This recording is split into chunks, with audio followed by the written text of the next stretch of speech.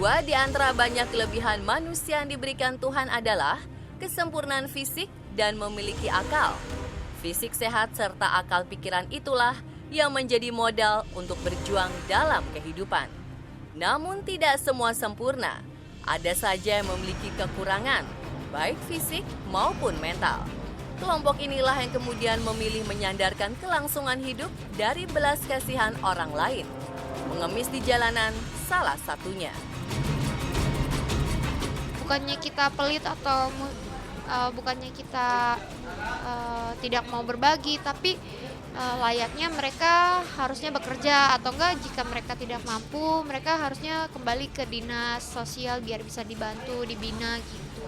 Serba salah sih sebenarnya. Mungkin dari pemerintah kan juga sudah dihimbau gitu bahwa kita kalau mau beramal, kalau mau bersedekah, jangan ngasih ke pengemis-pengemis yang ada di jalanan. Mungkin yang tempat-tempatnya lembaga-lembaga yang jelas. Tapi kadang kan kita itu rasa manusiawi ya, rasa kemanusiaan kita, rasa iba kita gitu bagaimanapun, apalagi kalau pengemis itu cacat seperti yang ada gitu kan ya, pasti kan 1.000, 2.000 atau berapapun kan pasti kita akan kasih. Terlepas dari pro kontra, siapa mengira dari hanya menadahkan tangan dan meminta-minta, beberapa dari mereka hidup berkecukupan. Bahkan ada yang terbilang kaya.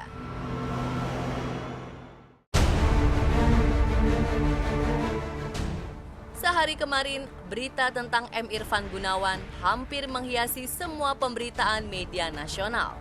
Bagaimana tidak membuat heboh saat terjaring razia suku dinas sosial Jakarta Barat di kantong saku celana pengemis asal Pelabuhan Ratu, Sukabumi ini, petugas mendapati 2 buah telepon genggam bermerek. Muhammad Irfan ini sebenarnya hasil penertiban dari suku dinas sosial Jakarta Pusat.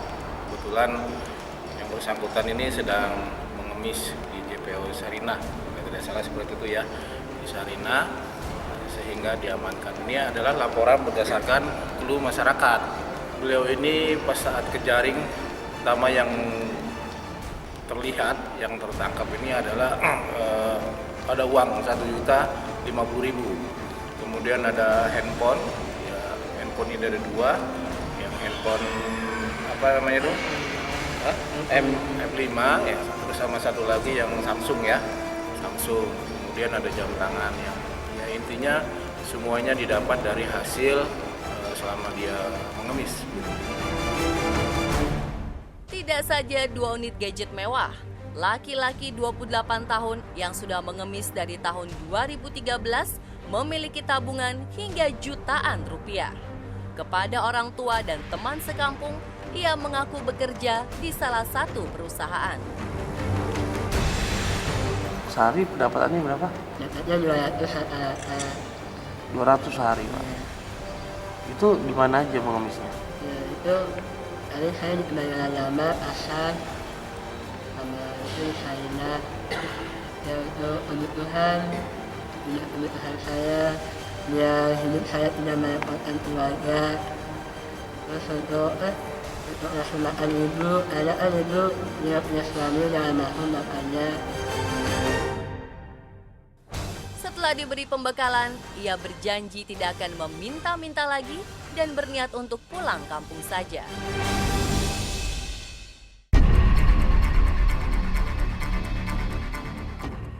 Dua bulan lalu, penangkapan seorang pengemis di daerah Kebayoran Lama, Jakarta Selatan juga mencengangkan masyarakat. Saat digeledah Sudin Sosial, dalam kantong bapak berusia 64 tahun itu, didapati uang tunai sebesar 90 juta rupiah. Menurut pengakuannya, uang sebesar itu ia dapatkan dari hasil meminta-minta selama 6 tahun. Yang menargetkan berhenti dan pulang kampung setelah terkumpul sebanyak 150 juta rupiah. Hari 10.000 atau gimana? Dapat uang 90 juta. Bukan, itu kerja-kerja yang lain. Sebelum itu ada kerja mengangkat, kadang-kadang ngelas, bukan macam-macam kerja. Angkat muatan, dulu banyak waktu tempo masih ada, bongkar koran, bongkar muatan. Itu ngumpulin duit 90 juta sampai 6 tahun.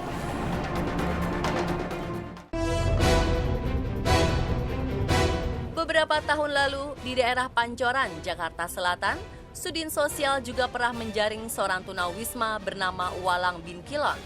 Dari bapak tua renta itu, petugas menemukan uang tunai sebesar 30 juta rupiah. Menurut pengakuannya, uang sebesar itu tak semua ia dapatkan dari mengemis. Sebelum datang ke Jakarta, ia menjual sapi untuk bekal. Adapun dari mengemis, rata-rata ia mendapatkan 100 hingga 200 ribu setiap harinya.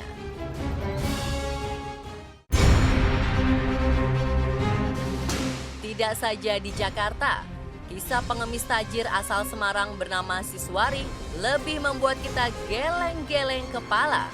Bayangkan saja, dari hasil pengemis yang baru dijalani beberapa bulan, ibu 3 anak ini memiliki kekayaan yang tak main-main. Siswari memiliki deposito senilai 140 juta rupiah di sebuah bank nasional. Ia juga terdata memiliki sertifikat tanah di daerah elit Logosari, Semarang seluas 105 meter persegi, 3 BPKB motor, serta buku tabungan bersaldo puluhan juta rupiah. Yang membuat takjub, ketiga anaknya berkuliah di perguruan tinggi swasta ternama di kota Semarang. Meski belakangan diketahui, kekayaan Siswari tak semua didapat dari hasil mengemis, namun cap pengemis tajir kadung melekat di dirinya.